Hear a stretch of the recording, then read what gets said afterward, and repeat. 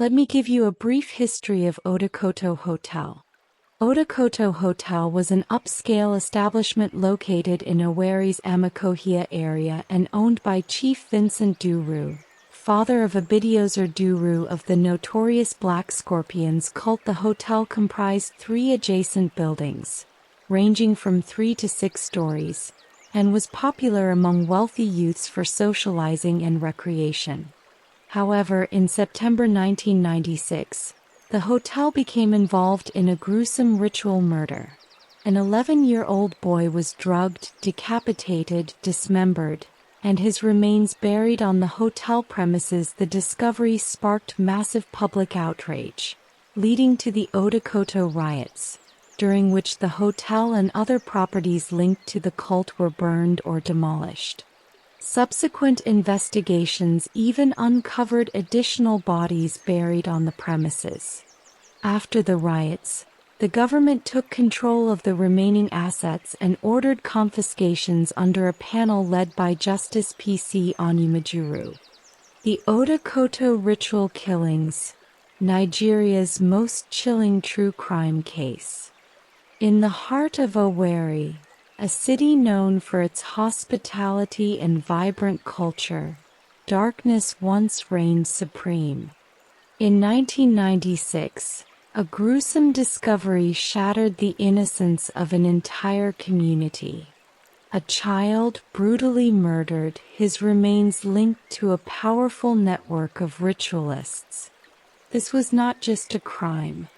It was a revelation, one that exposed corruption, greed, and the very soul of evil. Tonight we revisit the Otokoto ritual killings. His name was Ikechukwu Okoronkwo, an 11-year-old boy with dreams of becoming a businessman. Born into a modest family, his life was simple: school, play, and helping his parents. But on September 19, 1996, his innocence was stolen when he crossed paths with men driven by greed and superstition. Ikechukwu was lured by innocent Ikechukwu, a gardener working at the infamous Otokoto Hotel. Promising him sweets and a ride, Innocent deceived the child and took him into the hotel grounds. Hours later, he was brutally murdered, his head severed, his body dismembered. His remains were meant to be used for ritual sacrifices, a practice believed to bring wealth and political power. But fate intervened. Innocent was caught trying to dispose of the boy's head, wrapped in a polythene bag. What he carried was not just evidence of murder, but the key to unmasking an entire network of ritual killings. When the news broke, Owerri erupted.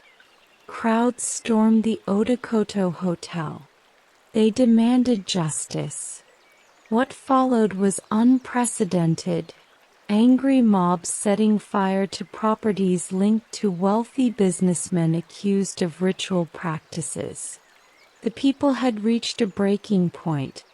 For years, whispers of missing children filled the air, but this time the evidence was undeniable.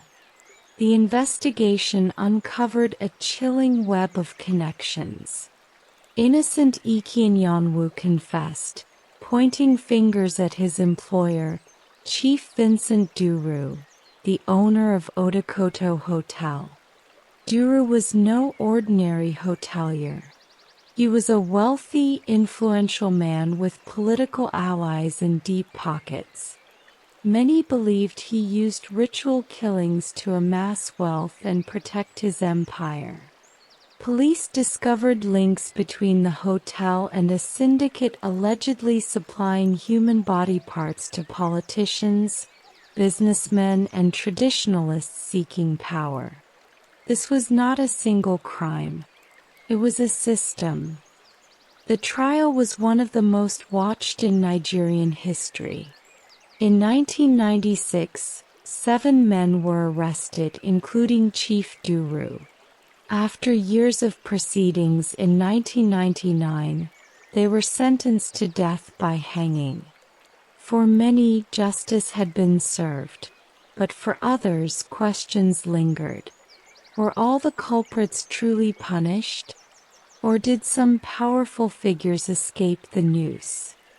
To understand Otokoto, we must ask, why? Why kill an innocent child for wealth?